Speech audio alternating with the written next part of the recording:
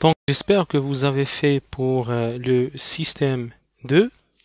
Donc, dans le cas du système 2, on a un point matériel qui est astreint à se déplacer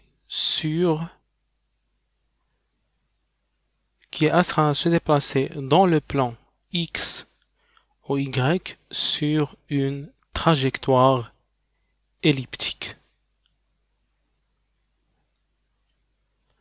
de demi-axe A et B respectivement selon OX et OY. Donc, on va déterminer les paramètres de configuration. Donc ici, il faut savoir que le mouvement est plan. Le mouvement est plan. On n'a que X et Y. Donc, on va dire que les paramètres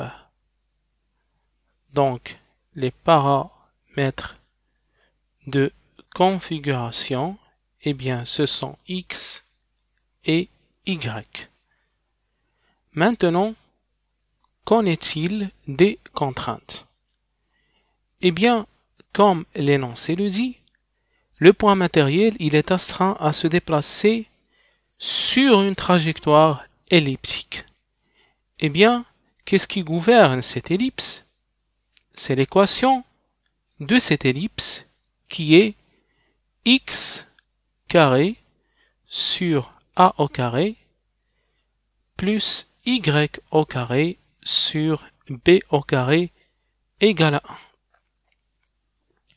Donc ça, c'est la première, ça c'est la contrainte qu'on a en toute simplicité.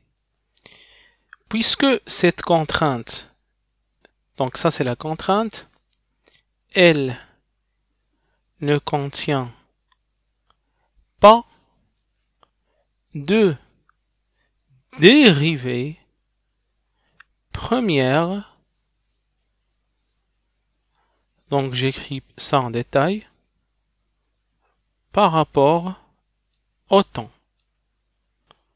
Donc ce qui implique qu'elle est holonome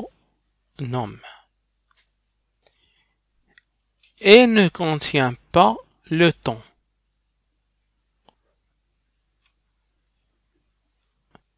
Est-ce que vous voyez un T ici? Il n'y a pas de temps. Ça implique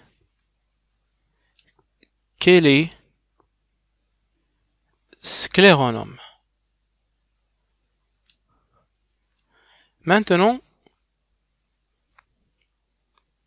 donnez le nombre de degrés de liberté. Comme on a dit précédemment, le nombre de degrés de liberté égale au nombre de paramètres de configuration moins les contraintes. Donc ici, le nombre de paramètres de configuration sont au nombre de 2. Les contraintes, on a une seule contrainte, 2 moins 1 est égal à 1. Donc il suffit de connaître une seule coordonnée pour repérer complètement votre point M. Parce que si vous savez X implique Y en utilisant cette relation.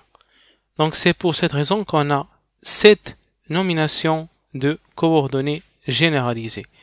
Donc un choix de coordonnées généralisées, on peut choisir X ou Y. Cet exercice, cette question, on peut aussi la faire d'une autre façon si on veut. Donc imaginez si vous choisissez par exemple les 3 paramètres de configuration qui sont X, Y et Z. Eh bien dans ce cas-là, dans le cas des contraintes, en plus de la contrainte x carré sur a carré plus y carré sur b carré est égal à 1, s'ajoute une autre contrainte qui est z égale à 0. En toute simplicité, ces deux contraintes, ils sont holonomes scléronomes. Pour ce qui concerne le nombre de degrés de liberté égal à 3 les paramètres de configuration, moins les deux liaisons, qui est égal à 1. Donc on a toujours bien entendu le DDL est égal à 1, le nombre de degrés de liberté. Par contre, pour le choix des coordonnées généralisées, attention, il ne faut pas choisir Z parce que Z est égal à 0. Donc, il faut choisir soit X, soit Y en toute simplicité. Donc, parce que, on a besoin de ces coordonnées généralisées dans les équations de Lagrange. Et dans les équations de Lagrange, on dérive le Lagrangien par rapport à nos coordonnées généralisées.